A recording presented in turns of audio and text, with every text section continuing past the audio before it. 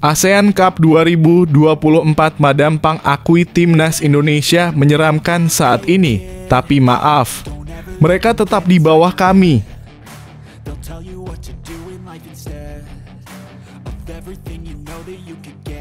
Saatnya Garuda Muda bertanding, kata Jens Raven jelang timnas U20 Indonesia lawan Maladewa di kualifikasi Piala Asia U20 2025.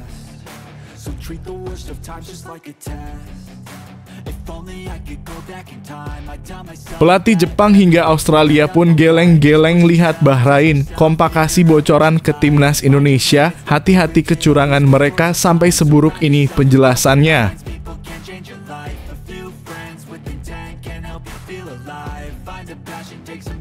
Seperempatnya dari back yang bikin Erling Haaland mati kutu, segini gaji Jay Itzes di Venezia.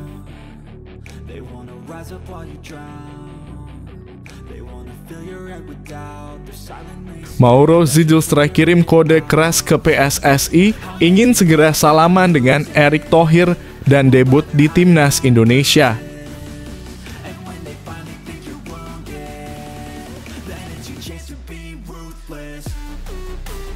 Mohon didengar coach.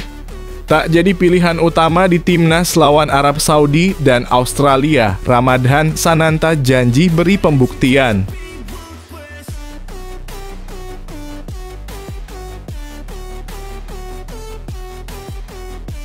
Omongan asisten Shin Tae-yong terbukti, para bomber timnas Indonesia berbondong-bondong buktikan kualitas di Liga 1, ciptakan gol dengan tendangan geledak.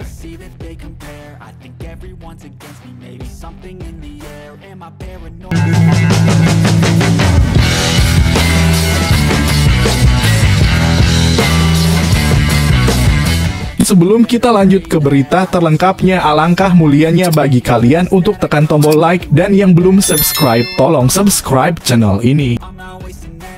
ASEAN Cup 2024 Madampang akui timnas Indonesia menyeramkan saat ini, tapi maaf, mereka tetap di bawah kami. Ketua Federasi Sepak Bola Thailand (FAT) Nuaphan Lamsam alias Madampang menyebut semua tim menyeramkan termasuk timnas Indonesia. Ia memberikan tanggapan saat ditanya tentang timnas Indonesia yang memiliki banyak pemain campuran.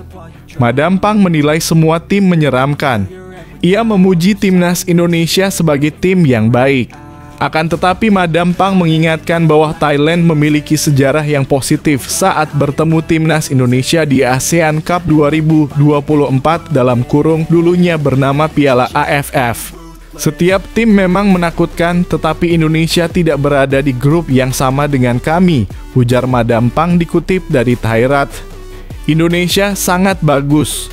Mereka berhasil masuk ke 3 kualifikasi Piala Dunia terakhir. Namun di ASEAN Cup sebelumnya, kami tidak pernah kalah dari Indonesia, ujarnya.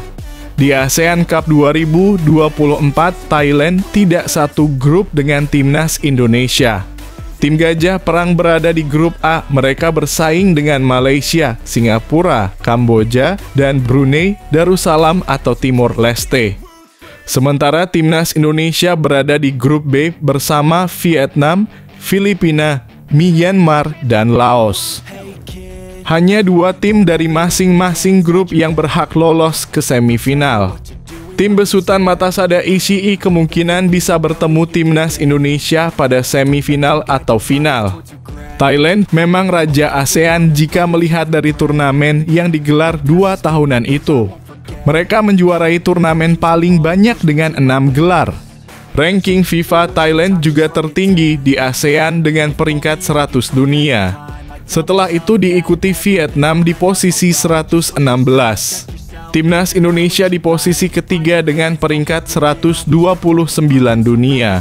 Skuad Garuda memang harus diakui kalah dari segi gelar di turnamen itu dan peringkat FIFA, akan tetapi permainan timnas Indonesia meningkat drastis. Timnas Indonesia juga memiliki kemajuan paling signifikan dengan lolos ke putaran ketiga kualifikasi Piala Dunia 2026 dan Piala Asia 2027. Garuda bisa mengimbangi dua tim elit Asia, Arab Saudi, dan Australia di putaran ketiga kualifikasi Piala Dunia 2024. Timnas Indonesia menahan Arab Saudi dengan skor 1-1 dan mengimbangi Australia dalam kurung 0-0.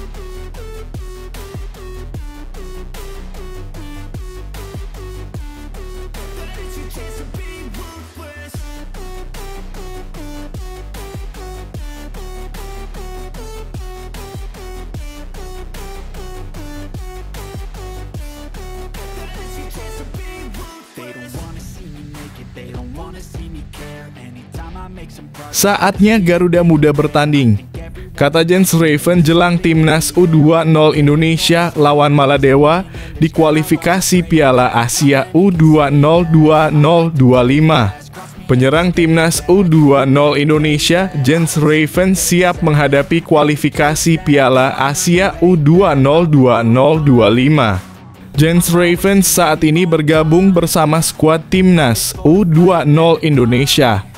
Timnas U20 Indonesia menjalani persiapan untuk kualifikasi Piala Asia U20 2025 dengan pemusatan latihan di Bali. Jens Raven mengaku dirinya fokus menghadapi kualifikasi setelah pemusatan latihan di Bali berakhir. TC di Bali telah selesai, sekarang fokus ke kualifikasi, tulis Jens Raven dalam unggahan Instagramnya. Pelatih Timnas U20 Indonesia, Indra Syafri, memanggil 30 pemain, termasuk Jens Raven. Selain Jens Raven dalam kurung FC Dordrecht, ada pula pemain abroad yang turut dipanggil, yakni Wilber Jardim dalam kurung Sao Paulo dan Marcelinus Ama dalam kurung UD Logrones. Di kualifikasi Piala Asia U20 2024, Timnas U20 Indonesia ada di grup F bersama Yaman, Timor Leste, dan Maladewa. Laga grup F akan digelar di Stadion Madia, Senayan, Jakarta. Lawan pertama Timnas U20 Indonesia adalah Maladewa pada 25 September 2024. Setelah itu Garuda Nusantara bakal melawan Timor Leste pada 27 September 2024. Terakhir Timnas U20 Indonesia menghadapi Yaman pada 29 September 2024. Seluruh laga Timnas U20 Indonesia akan digelar pukul 19.30 waktu Indonesia Barat. Juara grup akan langsung lolos ke Piala Asia U20 2025. Piala Asia U20 2025 bakal digelar di Cina.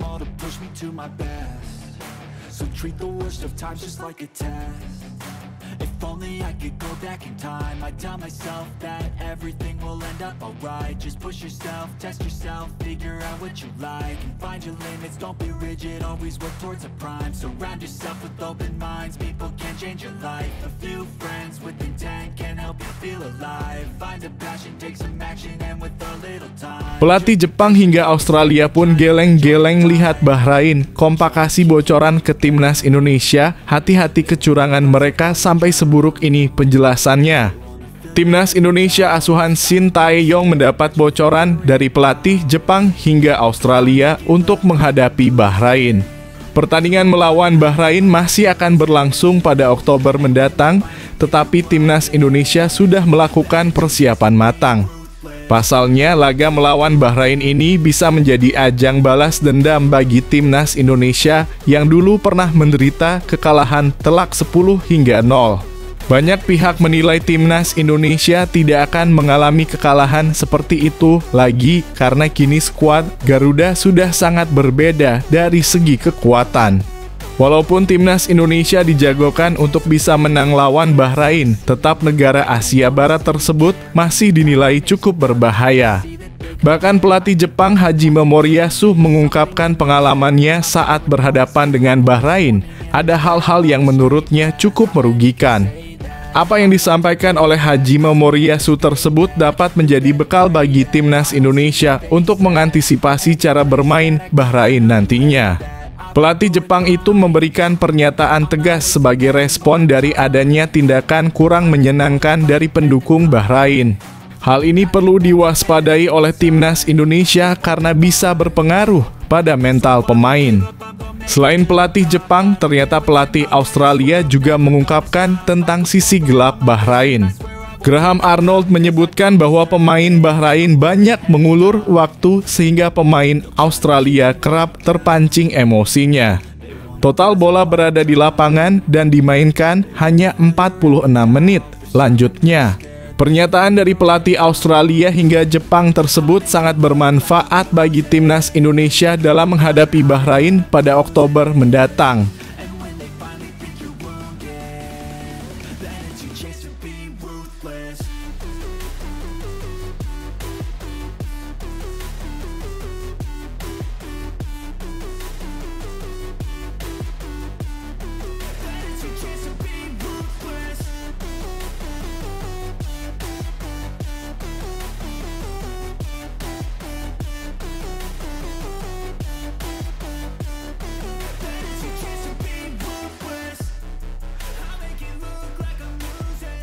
Seperempatnya dari back yang bikin Erling Haaland mati kutu segini gaji Jay Itzes di Venezia.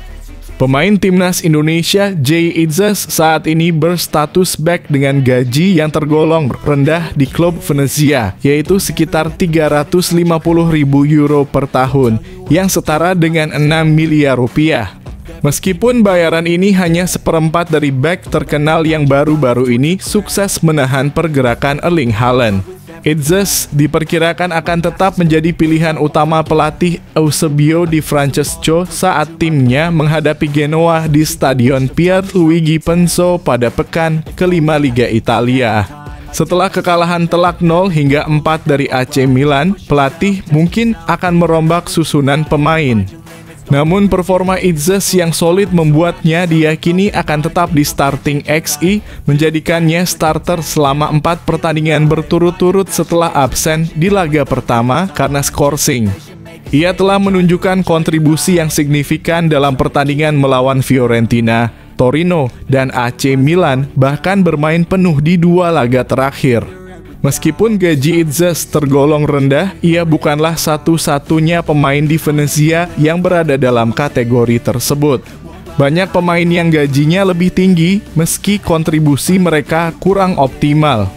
Sebagai contoh, kiper Jesse Joronen yang menerima 750.000 euro justru membuat 2 kesalahan fatal di laga melawan AC Milan.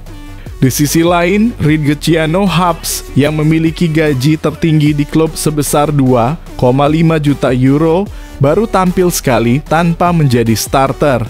Menariknya di Inter Milan ada Francesco Acerbi, back yang juga terbilang berpengaruh namun memiliki gaji jauh lebih rendah, yakni 1,5 juta euro. Ia sukses menghentikan Haaland dalam pertandingan Liga Champions meskipun gajinya tak sebanding dengan dampak yang ia berikan di lapangan. Ini menunjukkan bahwa besaran gaji tidak selalu mencerminkan kontribusi seorang pemain terhadap tim. Dalam konteks ini, gaji Jay Itzes di Venezia semakin menunjukkan betapa nilai kontribusi pemain tidak selalu berbanding lurus dengan angka yang tercantum di kontrak.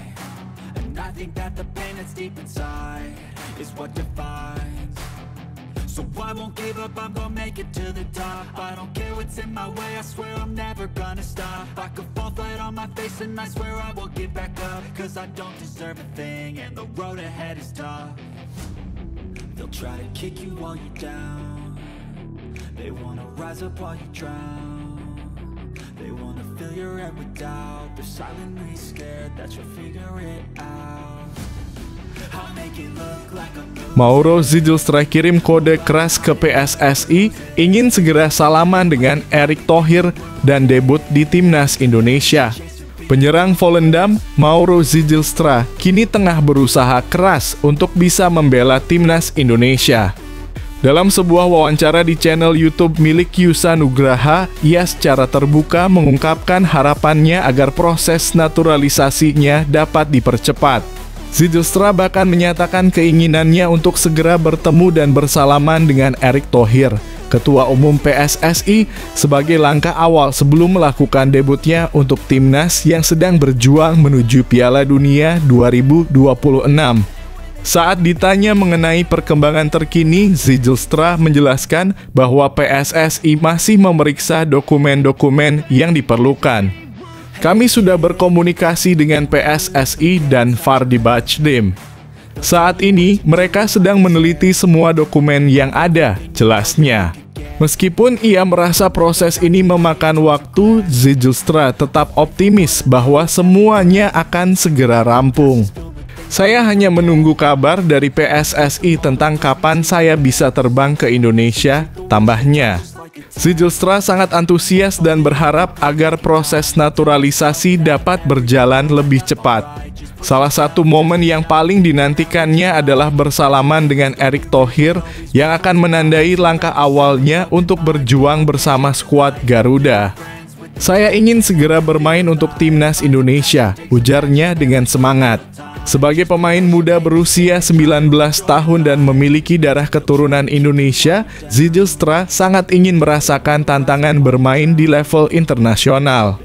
Tingginya yang mencapai 188 cm membuatnya menjadi sosok menarik sebagai penyerang tajam yang dibutuhkan oleh timnas Indonesia.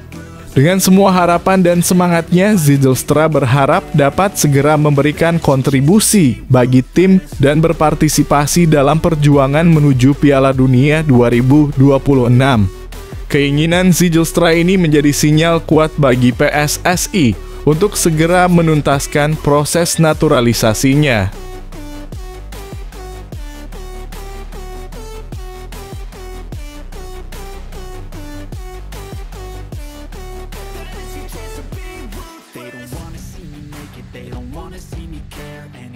Make some progress, I can see that they compare. I think everyone's against me, maybe something in the air. Am I paranoid? I swear a void is forming and they're scared. I walk a straight path, not many can say that. I like to play fast, cross me and there's payback. You better pray that. Mohon didengar coach.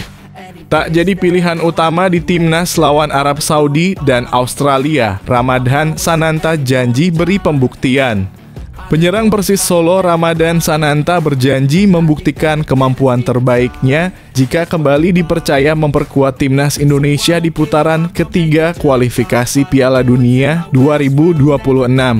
Ramadhan Sananta belum mencatat menit bermain bersama tim nasional pada putaran ketiga kualifikasi Piala Dunia 2026. Penyerang berusia 21 tahun itu hanya duduk di bangku cadangan ketika Indonesia melawan Arab Saudi pada 5 September 2024. Pelatih timnas Indonesia Shin Tae-yong lebih memilih Ragnar Oratmangoen yang tak tergantikan dalam dua laga awal grup C. Bahkan nama Sananta tidak ada dalam line up timnas ketika menjamu Australia di Stadion Utama Gelora Bung Karno (SUGBK) Jakarta Selasa (10 September 2024). Padahal Sananta telah menunjukkan ketajamannya di Piala Presiden 2024. Ia menjadi top scorer ajang pramusim tersebut dengan torehan 3 gol untuk Persis Solo. Baru-baru ini Sananta kembali menunjukkan ketajamannya bersama Laskar Sambernyawa. Ia menyumbang 1 gol ketika Persis melibas Madura United dengan skor 4-0 di Stadion Manahan, Solo Jumat (13 September 2024). Statistik tersebut berbanding terbalik dengan penyerang yang lebih dipilih Shin Tae-yong seperti Rafael Struijk dan Ragnar Oratmangoen. Struijk belum mencetak gol saat memperkuat ADO Den Haag sampai kini hijrah ke Brisbane Roar. Sedangkan Ragnar belum merasakan menit bermain bersama FC Dender di Liga Belgia. Saat ditanya soal belum jadi pilihan di timnas, Sananta mengaku legowo dengan keputusan STY. Ia berjanji akan membuktikan kemampuan terbaiknya jika dipercaya main untuk tim Merah Putih. "Yah, yang penting saya harus sabar aja, mungkin saya kalau dikasih kesempatan saya membuktikan itu semua untuk semuanya," ucap Sananta.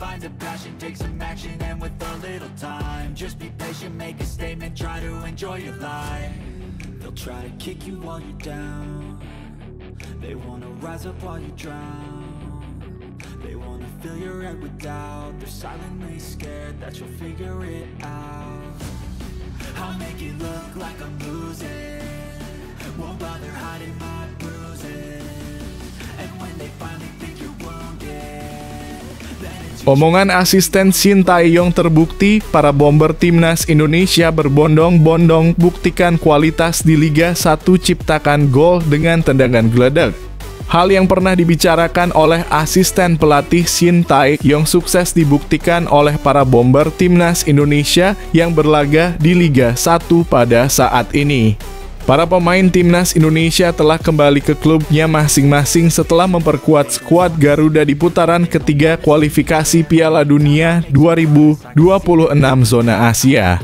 Mereka dipanggil Shin Tae-yong untuk laga-laga kontra Arab Saudi dan Australia, yang mana memberikan hasil positif berupa 2 poin dari tim kuat Asia tersebut.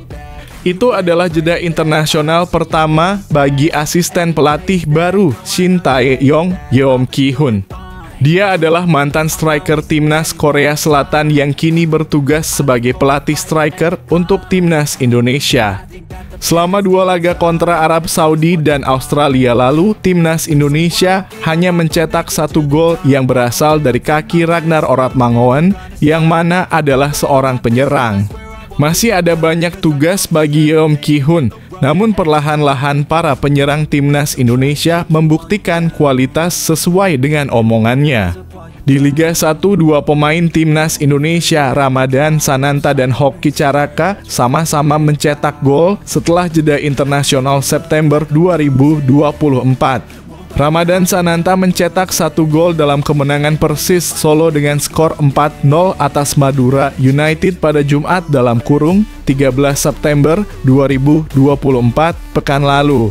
Sedangkan Hoki Caraka mencetak 2 gol saat membawa PSS Sleman menang 3-1 atas Arema FC. Ada satu kesamaan di antara gol mereka berdua, yaitu kualitas power atau kekuatan saat menembak yang luar biasa. Sananta melepaskan tembakan keras dari dekat kotak penalti setelah menerima bola dari Moussa Sidibe. Sedangkan Hoki Caraka melepaskan tembakan keras dari dekat kotak penalti juga ke pojok kanan atas gawang Arema pada gol pertamanya di menit ke-39. Kedua gol tersebut sama-sama dilepaskan dengan kekuatan yang tinggi dan itu membuktikan omongan Yeom Ki-hun. Kini menarik dinantikan agar para striker timnas Indonesia itu menjadi semakin baik seiring dengan kehadiran Yeom Ki-hun di skuad Garuda.